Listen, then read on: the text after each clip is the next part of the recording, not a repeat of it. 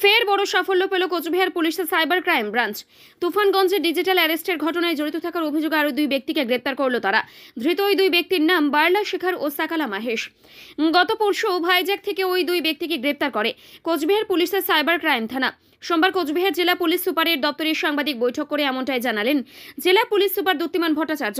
উল্লেখ্য, গত 1 ফেব্রুয়ারি তুফানগঞ্জের এক অবসরপ্রাপ্ত শিক্ষককে ডিজিটাল অ্যারেস্ট করে টাকা লুট করার ঘটনা সামনে এসেছিল। অভিযোগ পাওয়ার পর ওই ঘটনার তদন্তে নামে সাইবার ক্রাইম থানা। তদন্তে নেমে বিশাখাপত্তনম থেকে এই পিল্লা নানি নামে এক ব্যক্তিকে গ্রেপ্তার করেছিল তারা। তারপরেও এই ঘটনার সাথে আরও কারা কারা জড়িত রয়েছে তা খতিয়ে দেখার জন্য চলছে লাগাতার তদন্ত। অবশেষে সেই ঘটনায় জড়িত থাকার অভিযোগে ওই দুই ব্যক্তিকে ভাইজ্যাক থেকে গ্রেপ্তার করলো তারা। তো 1 ফেব্রুয়ারি আমরা একটা প্রেস কনফারেন্স করেছিলাম, যেখানে আমরা বলেছিলাম যে আমাদের সাইবার ক্রাইম পিএস এর যে 1 নম্বর কেস, যেটাতে একটি ডিজিটাল অ্যারেস্টের ঘটনা ঘটেছিল তুফানগঞ্জ সাব ডিভিশনে, তাতে আমরা অন্ধ্রপ্রদেশের বিশাখাপত্তনম থেকে একজনকে ধরি, তার নাম ছিল পিল্লা নানি। সেইটাতে তদন্ত করতে গিয়ে আমরা দেখতে পাই যে তার সাথে যারা আরও জড়িত ছিল এই ডিজিটাল অ্যারেস্টের ঘটনায়, তাদের নামগুলো সামনে আসে, আমরা তদন্তে পাই।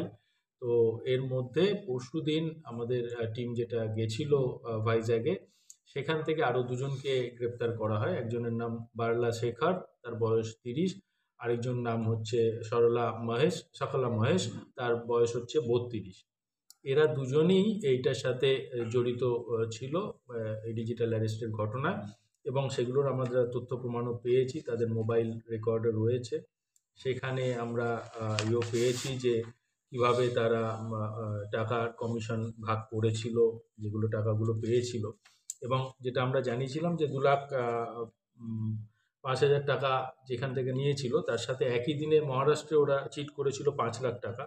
সেই টাকাটা পুরো তোলার যে ট্রানজাকশন, সেই ডিটেলসও আমরা পেয়েছি। তো এইভাবে আমরা ডিজিটাল অ্যারেস্টের এই কেসটা আমরা তদন্ত করে এটা একটা ভালো পরিণতি আমরা দিতে পেরেছি।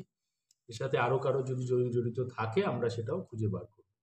স্যার, এদের কোথা থেকে ঠিক অ্যারেস্ট করা হলো এবং এরা এখান থেকে বলে দিচ্ছি, আমাদের এখান থেকে সাইবার ক্রাইম পিএস এর যে তদন্তকারী officer sub inspector Bipon Subba, তার নেতৃত্বে আমাদের 4-5 জনের একটি টিম গেছিল এবং ভাইজ্যাক থেকে তাদের ধরে আনা।